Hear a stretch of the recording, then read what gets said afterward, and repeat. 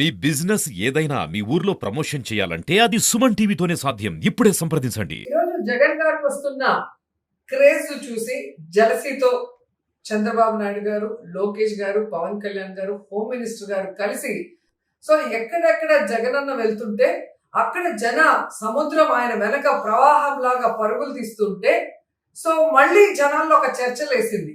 ఇది ఈవీఎంల వల్ల వచ్చిన ప్రభుత్వమే తప్ప జగనన్న మీద ప్రజలు అభిమానం అలాగే ఉంది. జగనన్నకి ఓట్లు వేసింది నిజం అనేది ప్రచారం అవుతుంటే అది చూసి సహించలేక ఎక్కడ ప్రోగ్రామ్ అయితే అక్కడ లోకల్ లీడర్స్ ని, లోకల్ ఇన్ఛార్జెస్ ని ఎలా కేసులు పెట్టి ఇబ్బంది పెడుతున్నారో మనం కళ్ళారా చూసాం. నిన్న ఒక ఇన్సిడెంట్, జూన్ 18వ తేదీ జగనన్న వెళ్తున్న కాన్వాయ్లో ఒక మనిషి చనిపోయాడు అని చెప్పి ఈ రోజు ఏదైతే చెప్తున్నారో అది జూన్ 18వ రోజు ఎస్పీ గారి ఇంటర్వ్యూ చూసినా, ప్రెస్ నోట్ చూసినా మీకు అర్థమవుతుంది. జగన్ గారి కాన్వాయ్కి సంబంధం లేదు. జగన్ గారి కాన్వాయ్ ముందు ఒక ప్రైవేట్ వెహికల్ గుద్దింది అని చెప్పి ఆ వెహికల్ నంబర్ కూడా చెప్పి ఆ వెహికల్ ఎవరిదో వారి పేరు మీద కేసు కూడా రిజిస్టర్ చేయడం జరిగింది. కానీ జూన్ 22వ తేదీకి అది ఎలా జగన్మోహన్ రెడ్డి గారి కారు అయింది, జగన్మోహన్ రెడ్డి గారు మానవత్వం లేకుండా మనిషిని తొక్కించిపోయాడు అని చెప్పి అదే ఎస్పీ గారితో మాట్లాడించడం అనేది ఇక్కడ ప్రజలు గమనిస్తున్నారు అన్న విషయాన్ని చంద్రబాబు నాయుడు, లోకేష్ గారు తెలుసుకోవాలి. జగన్మోహన్ రెడ్డి గారిని ఎలాగైనా కేసు పెట్టి ఇరికించాలి అనుకుంటున్నారు. నేను సూటిగా అడుగుతున్నాను చంద్రబాబు నాయుడు గారిని, లోకేష్ ని. ఓకే, మీరు చెప్పింది నిజం అని ఒక నిమిషం అనుకుందాం.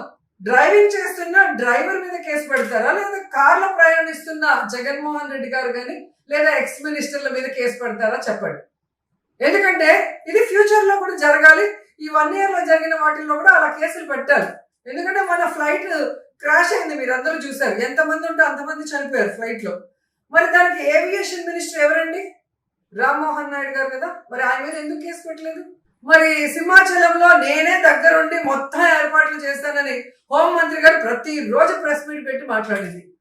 మరి వాళ్ళ చేతకానితనం వల్ల గోడ కూలి 7 మంది చనిపోతే ఎందుకు హోంమంత్రి మీద కేసు పెట్టలేదు ఒకసారి చెప్పండి.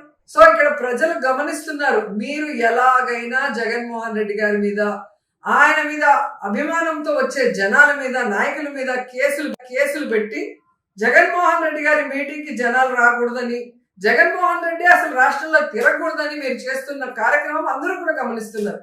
ఎందుకంటే మీకే డౌట్ వచ్చింది. సంవత్సరం అవుతున్నా ఈరోజు మీరు మీటింగ్లు పెడితే ప్రజలు మీ మీటింగ్లకు రావట్లేదు. జగన్ గారికి మానవత్వం లేదు అంటే ఈ రాష్ట్ర ప్రజలు నమ్మే పరిస్థితి లేదు. ఎందుకంటే 5 సంవత్సరాల కాలంలో కోవిడ్ టైంలో జగన్మోహన్ రెడ్డి గారు ప్రతి కుటుంబాన్ని తన సొంత కుటుంబంగా భావించాడు కాబట్టి ఈ దేశంలో ఏ ముఖ్యమంత్రి చేయనటువంటి విధంగా ప్రతి ఇంటికి కూడా టెస్టులు చేయించి, శానిటేషన్ చేయించి, సీరియస్ అయిన వాళ్ళకి ఆరోగ్యశ్రీ కింద పెట్టి వాళ్ళకి ఇబ్బంది లేకుండా ఫైనాన్షియల్ సపోర్ట్ ఇవ్వడమే కాకుండా ప్రతి ఇంటికి కూడా ప్రొవిజన్స్, మళ్ళీ 1000 రూపాయలు ఇచ్చి ఎలా కాపాడుకున్నారో మనం చూసాం. ఈరోజు అన్ని వ్యవస్థల్ని నిర్వీర్యం చేస్తూ రాష్ట్రాన్ని సర్వనాశనం చేస్తుంది మీరు. ఇది రాష్ట్ర ప్రజలు గమనించారు కాబట్టే అందరూ కూడా మీ మీద తిరగబడుతున్నారన్న విషయం తెలుసుకోండి. ఇప్పటికైనా ఈ దొంగ కేసులు పెట్టడం, రెడ్ బుక్ రాజ్యాంగాలు పక్కన పెట్టకపోతే ఖచ్చితంగా ప్రజలు మీకు బుద్ధి చెప్తారు.